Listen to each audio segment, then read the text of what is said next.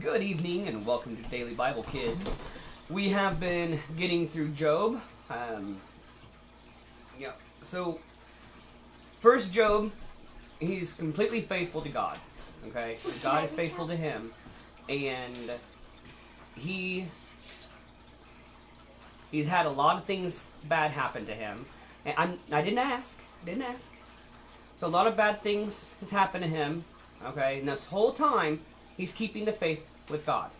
Okay, and his friends are trying to be there with him. At the same time, they're telling him, you must have done something wrong in order for God to be punishing you like this.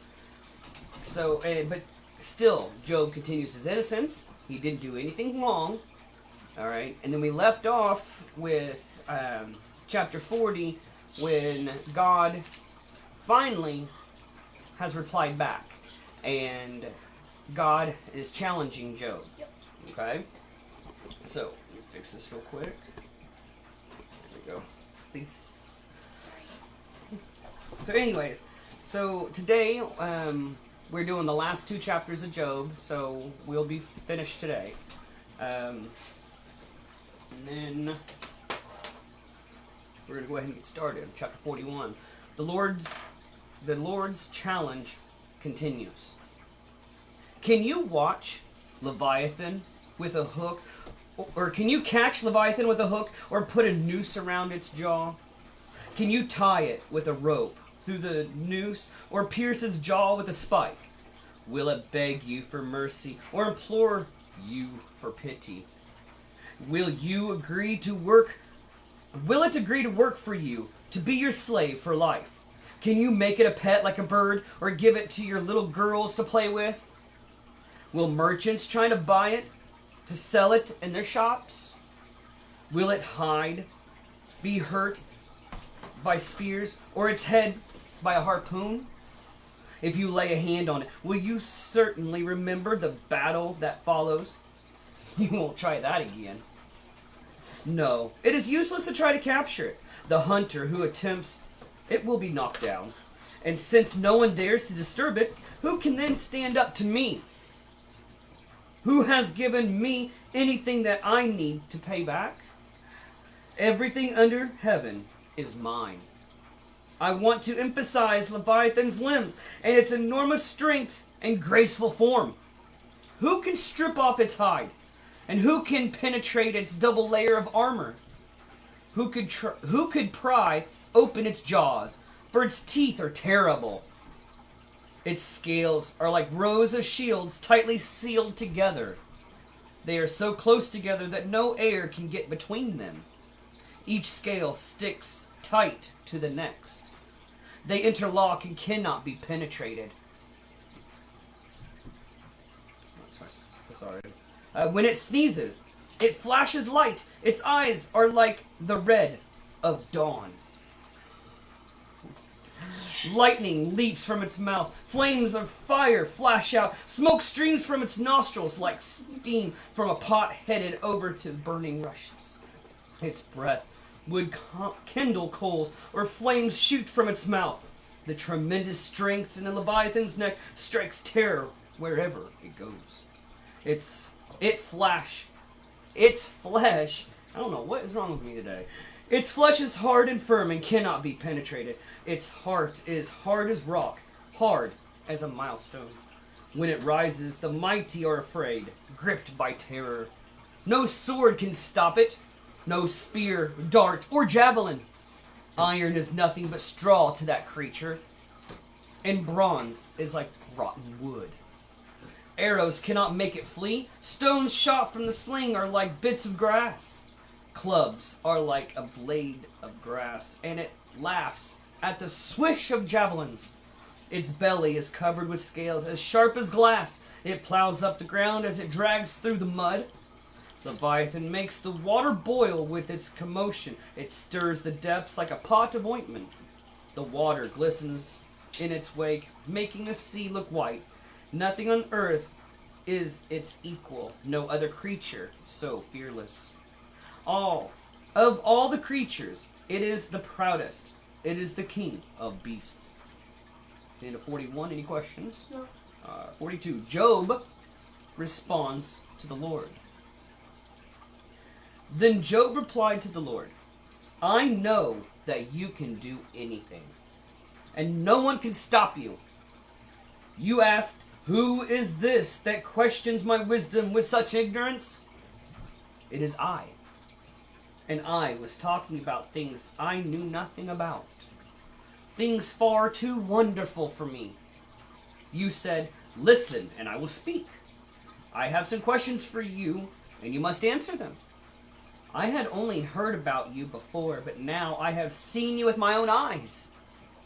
I take back everything I said, and I sit in dust and ashes to show my repentance. Now here's the conclusion. The Lord blesses Job. After the Lord had finished speaking to Job, he said to Eliphaz the Temanite, I am angry with you and your two friends, for you have not spoken accurately about me, as my servant Job has. So take 7 bulls and 7 rams, and go to my servant Job, and offer a burnt offering for yourselves. My servant Job will pray for you, and I will accept his prayer on your behalf. I will not treat you as you deserve, for you have not spoken accurately about me, as my servant Job has. So, Eliphaz the Temanite, Bildad the Shuhite, and Zophar the Naamathite did as the Lord commanded them, and the Lord accepted Job's prayer. When Job prayed for his friends, the Lord restored his fortunes. In fact, the Lord gave him twice as much as before. Then all his brothers, sisters, and former friends came and feasted with him in his home.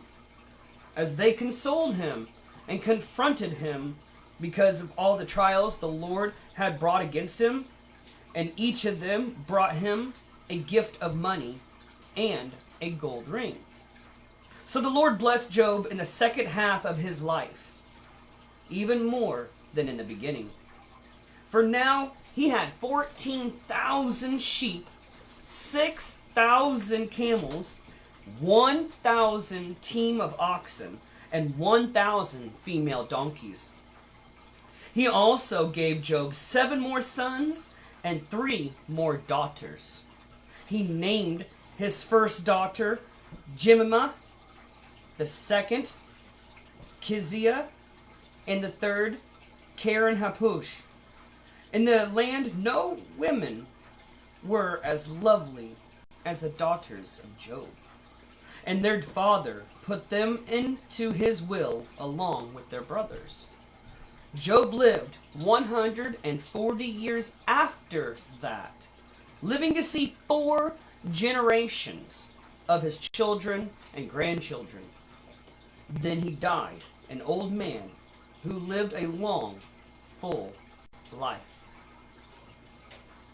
See, after everything that was bad that had happened, he kept the faith. Okay, God won this bet between him and Satan. And because of this, I mean, God was just like, all right, no more.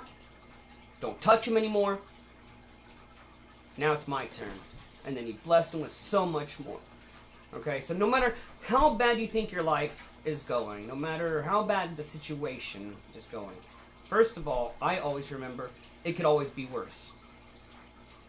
Our lives, we could be going through what Job went through. But even after all that, he still kept the faith. And it was strong. And God rewarded him for it. So no matter what, you could be knocking on death's door. You still keep the faith strong. Because God will always be there for you.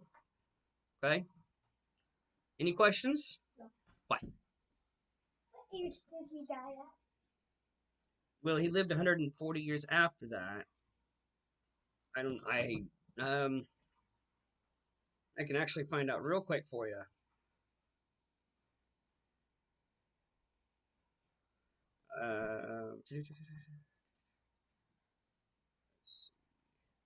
That was after. I think he lived 210 years. Sheesh. Job lived that much. Or 280, did I miss? Long. Well, because it says the second half of his life. So I don't know if you would multiply that. And I'm trying to see if... Don't divide it. yeah. Was restored. It's got to be well over 200. Alright. So Google's not very quick help on this. Although he lived 140 years after God restored, in the verse 16 of chapter 42, the text says the children are well restored 140 years after the son. Yes, we just did that. Let's see this one here. Okay, here. It says he lived 140. In the same multiplier, the 70 years old. It means that he was 70 years old when he was afflicted. So then he lived a total of 210 years. Oh, the camera turned off. Huh? Oh, yeah, it did. Hi. There we go. It's on. Anyways, so any other questions about the book of Job and everything we just read? No. Alright, well, you guys have a wonderful night. Tomorrow, we are going to start the book of Exodus. Leviticus. So, who do you think we're going to be learning about first? Huh? I'm gonna say Moses. Yes, Moses. Moses. Alright.